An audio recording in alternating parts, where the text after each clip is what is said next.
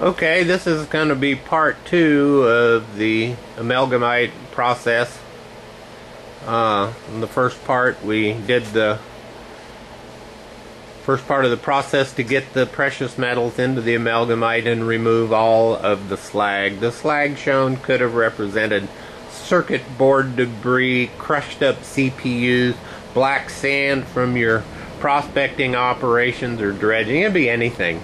The precious metals are going to absorb, and the remainder is going to be on the surface, and you scrape it out of the way like we did. So I have one of my small furnaces set up, and I'm going to take the couple and put it in the furnace, and we'll get the process going. Like I said in the first video, everything affects the cupellation process.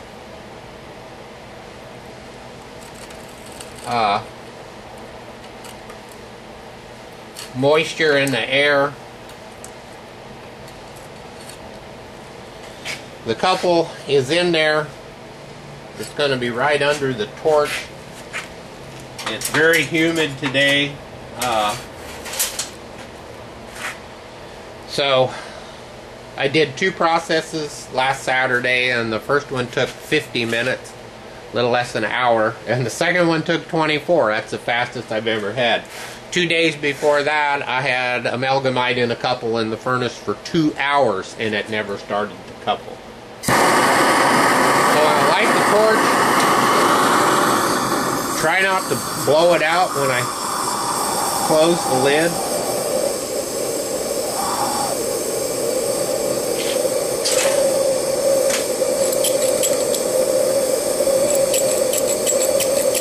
I try to get the gases burning coming out of the exhaust. Yeah, it started to.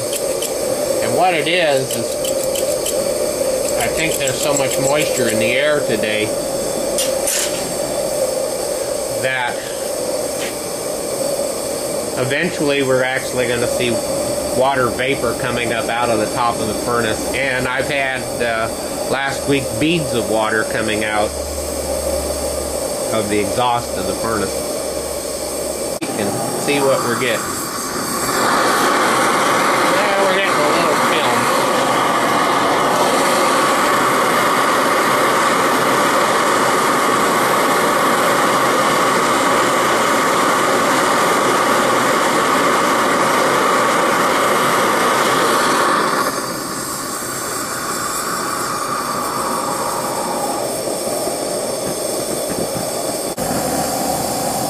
Okay, well, let's take a peek. We've been running about 20 minutes.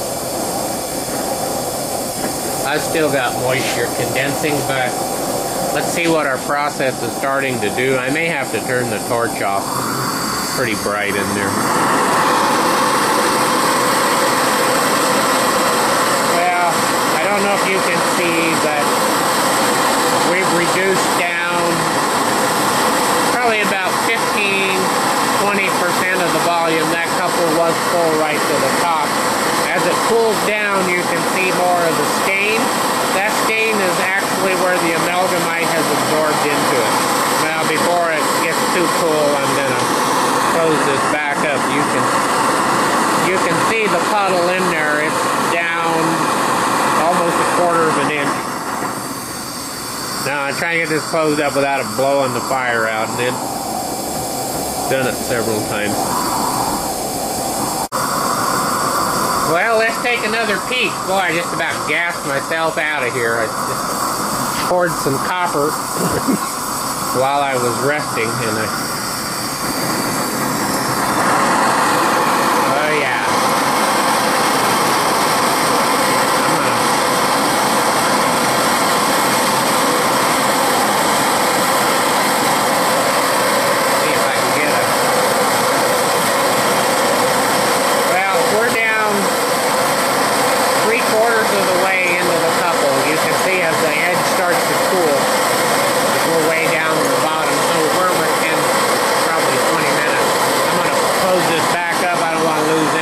Because now I gotta reheat the couple up.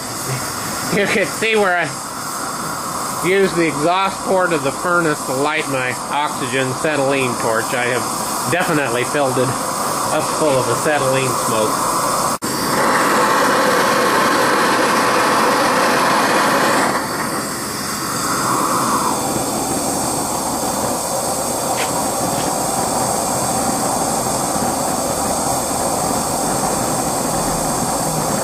Filled any more of it other than just play with.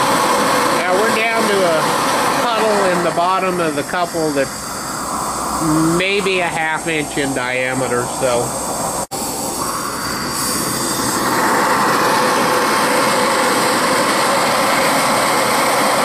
I'm gonna have to let the couple cool. There's just a tiny bead down in the bottom, maybe a quarter of an inch in diameter, pretty close to the amount of silver that we put in there.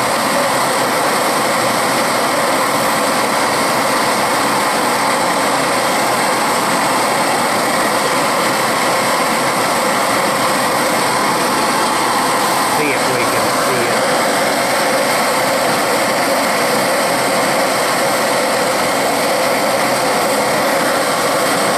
Yeah, there's the little bead down in the bottom, but I don't think it's quite done yet.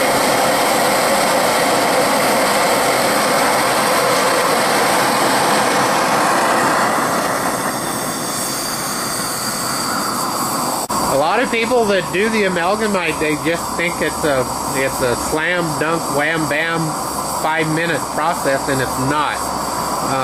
It's a great process, don't get me wrong.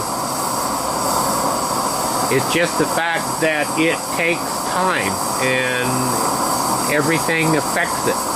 But for, you know, the hodgepodge that I threw together and put the silver into, I mean,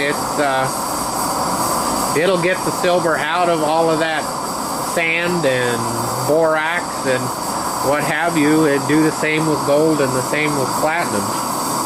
The trick is just to get the precious metal submerged and stirred, agitated into the amalgamite while the amalgamite is at temperature.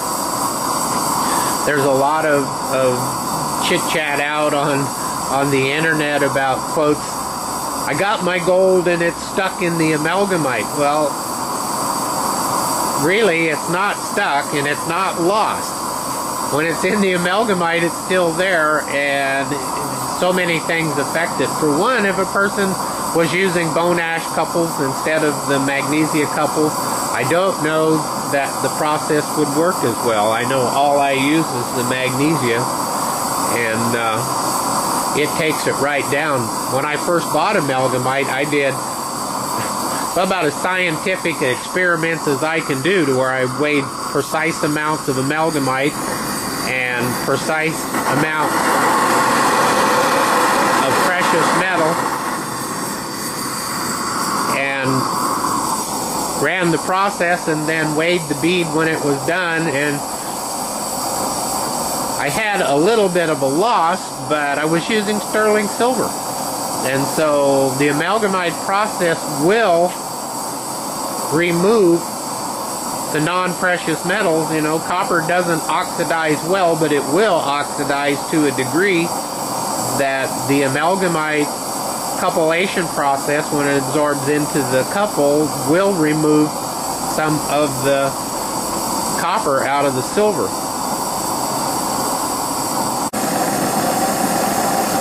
Well, let's take a peek. Let this run a few minutes more. What I forgot to do is turn the pickle pot on. So I've got the pickle pot on, heating up.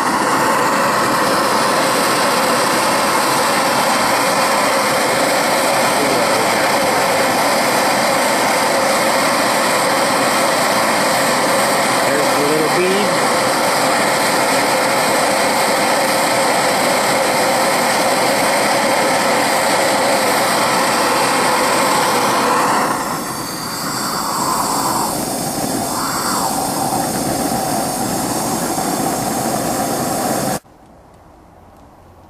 Alright, let's see what we got here. I don't want to use my copper tongs. I'll use the...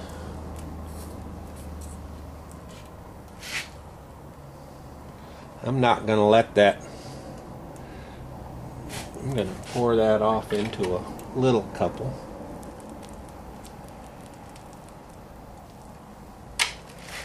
And then I'm going to dump it hot right into the pickle.